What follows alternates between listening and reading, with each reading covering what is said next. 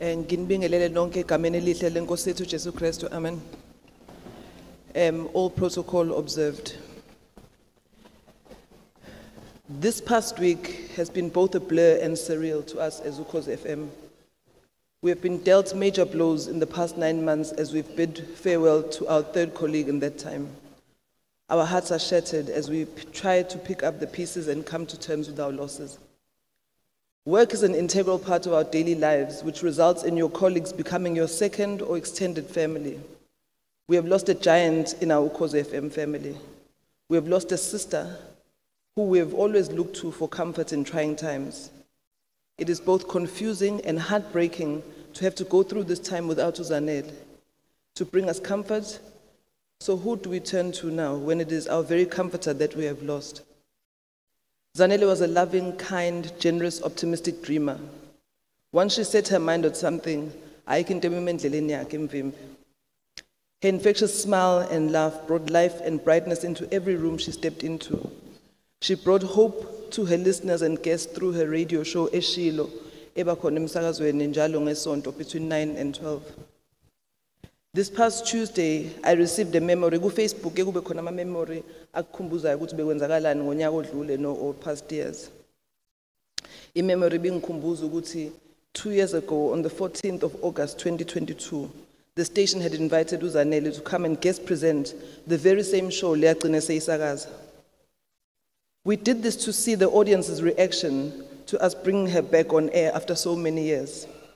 Angidingi ukusho ukuthi reaction ibinjani ngoba nani niyayibonela ukuthi wagcina sephindele emsakazweni. The energy and foresight she brought to his show yakhe was unmatched. One of the most impactful shows that she did was with a lady called Usli, who was addicted to idakamizwa ehlala nasemgwaqweni. She counseled Usli live on air for all to hear and went as far as organizing for Usli ukuthi aye rehab. Sli returned to the show clean and extremely grateful to Zanele for her intervention. Zanele generally cared about her listeners. The amount of research and preparation that went into each show she presented was evident in the content and how she delivered her show. Zanele was a lovely storyteller. It is this amazing ability in storytelling that made her a brilliant author as well.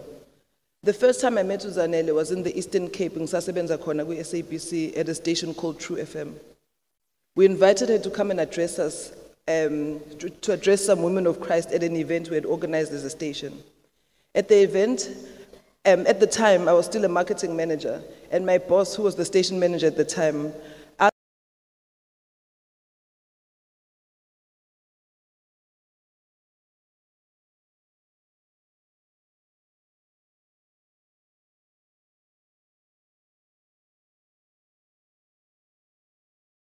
asked me to introduce Zanele at the event.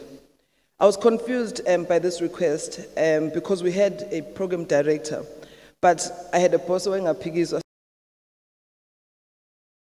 so I did this. I'm not sure how she arrived at this, but what my boss did not know, what my boss did not know was that I knew of Zanele as someone from KZN and as eThekwini, but I did not know her personally. I did my research and prepared myself for the task at hand. In my very long introduction about Zanele benama accolades amaningi kakhulu. I made the terrible mistake of calling Zanele one of the first females to be on a drive time show on Ukhozi FM. And again, a stage, correct, I was not one of, I was the first female to host a drive time show on Ukhozi FM. I ngaphuma stage sengiphoxekile kodwa she was correct in that. After her address, Zanele came and hugged me and thanked me and went on to sit down and chat like we were old friends. This helped me again go back. My boss was looking at us, wabona ngempela ukuthi cha, these are people who knew each other before. That was one of Zanele's superpowers. I'm sure baningi abantu who saw her as their best friend or her closest friend. This is because of her warmth and ability to make you feel like the most important person in the world with all the abilities she would wish to on everyone. I'm glad that the SABC was able to welcome Zanele back as a freelancer. Ngoba before ama presenters abasebenza full time, Kuyo yonke into abeyenza uZanele, she was not going to be able to be a permanent member of staff. So we had to allow her to be able to do all the many other projects. Abephilisa abantu and azoqhubeka futhi aphilisa abantu. Siyambonga uNkulunkulu ngempilo kaZanele, a life well lived, loudly, boldly, and with such purpose. Zanele, who knew who she was and went after all that she wished for herself and her family. Zanele loved her husband and her children, and there isn't a place she would go, anyone she would interact with, who did not know about Bishop Nengane. I would not be doing justice to my time here without thanking the Mbogazini and Nkambule family for ukusiboleka uZanele. She needed to be shared with us and with the rest of the country so she could touch and change the many lives that she did. Phumula Zanele, phumula sithando sethu, usikhonzele nakwabanye, usikhonzele ko-Kansas, usikhonzele ko-Ivan Slophe, usikhonzele ko-Bheka Mchunu, usikhonzele kubo bonke sebesishiyile. Ngiyabonga. Siyabonga mphathi ungixolele kulesi sikhathi sonyaka ngokukhipha kanje ube nomusa kimi.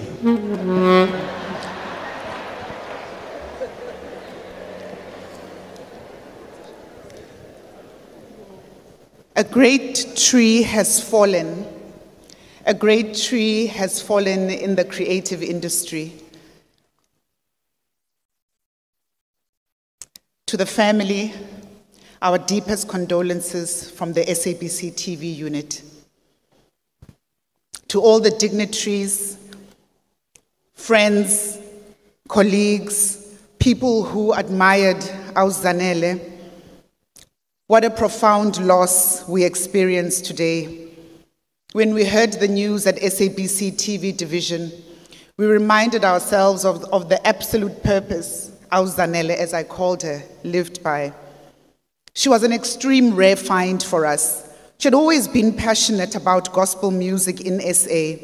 She was a strong Christian and was inspired by her faith to serve the Lord and help others. She was a dynamic presenter, changing the old to the new. When Gospel Gold was recording at Henley Studios, uZanele decided to change the dress code. She wore fashionable dresses, and I might say some of them were short at that time. And one day, one of the ladies came to the commissioning editor of Religion and said, "Aren't those dresses a bit too short?" I say that to say this. Zanele was a game changer. She was a change agent. She wanted religion to be fashionable and accessible and a lifestyle. She established a national awards program not only to recognize talent, but to nurture and inspire, immensely contributed to the South African nuance and diverse culture. The Crown Gospel Awards were her true passion. She wanted to further the business of the creative industry.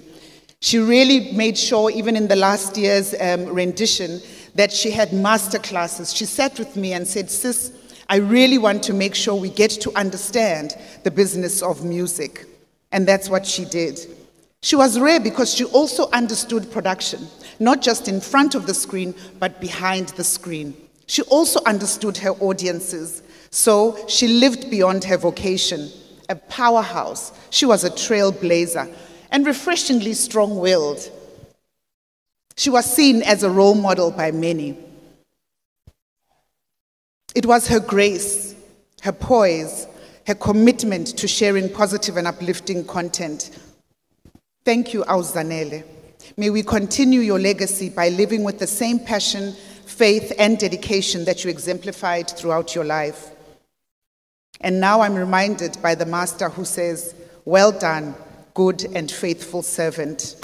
You have been faithful with a few things. I will put you in charge of many things. Come and share your Master's happiness." Rest now, my sis. We will continue to use the platform to change the narrative and shift the needle. Re tla sala re o hopola.